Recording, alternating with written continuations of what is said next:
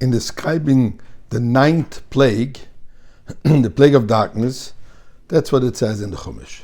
Vayomer Hashem and Moshe, and God said to Moshe, Netei yodcha l'shamayim, raise your hand towards the heaven. V'choshech al eretz Mitzrayim, and there should be darkness on the land of Egypt.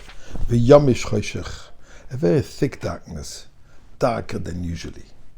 And indeed, Vayet Moshe es yodem, Moshe raised his hand al Hashemayim. Vayechoshech hafeilu b'chol eretz Mitzrayim, there was a thick, stark darkness in the entire land of Egypt.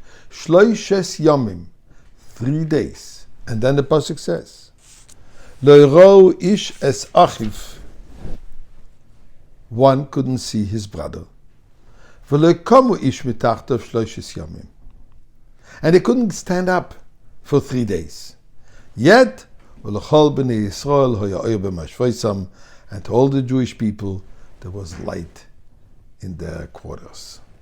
So the pasuk says over here 2 things: darkness for 3 days, that they couldn't see each other, and then a certain darkness that they couldn't get up. And Rashi says, indeed, first 3 days was pitch dark, but then eventually wasn't just darkness. The darkness became so thick that it actually paralyzed the people. And whatever position they were exactly at the moment where that darkness hit, this is how they stayed paralyzed for the next 3 days. Quite an uncomfortable situation. Just allow your imagination where people are during any time of the day and night, what they're doing, what movement, and whatever they were doing at that moment, this is how they froze in time, so to say, for 3 days. But here's a question. What is the meaning that the pasuk says, V'lo yirou ish es achiv? They couldn't see each other. Obviously, it's dark. It's pitch dark. They can't see each other. Now, understand what the pasuk says further, V'lo yikomu ish tachtav, they couldn't get up. Yes, because that was something very unusual. The darkness should paralyze you, not to be able to move. That's not the usual occurrence even in any kind of darkness. But not to see each other, that's obviously a result of darkness. And what do you mean they didn't see their brother? Somebody else they were able to see? They couldn't see anything. So Rabbi Moshe Bogomilsky brings a beautiful explanation from a Sefer Eshkol Anovim. It says the following. With a parable, with a story. A person emigrated from a small town in Russia to the United States. In those years, the 30s, the 20s. Eventually, this individual was very successful in business, became very wealthy. A few years later, his brother arrived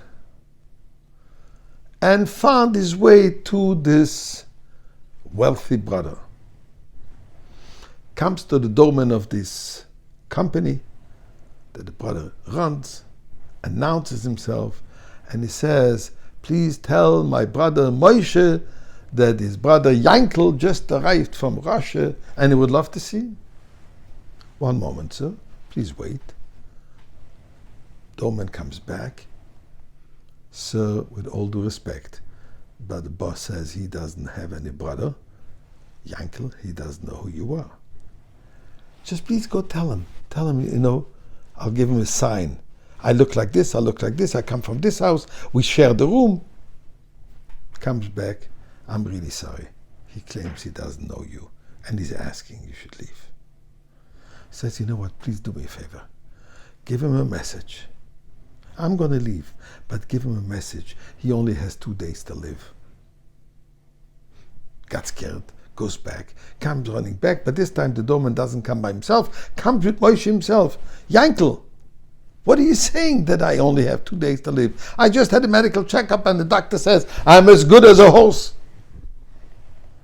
Says, let me tell you. You remember back in the old shtetl, we didn't have any doctors. So I learned first aid. I became the healer of the community.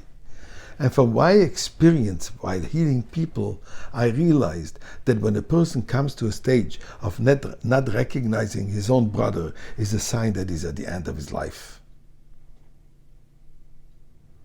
The pasuk says, They were living in such darkness.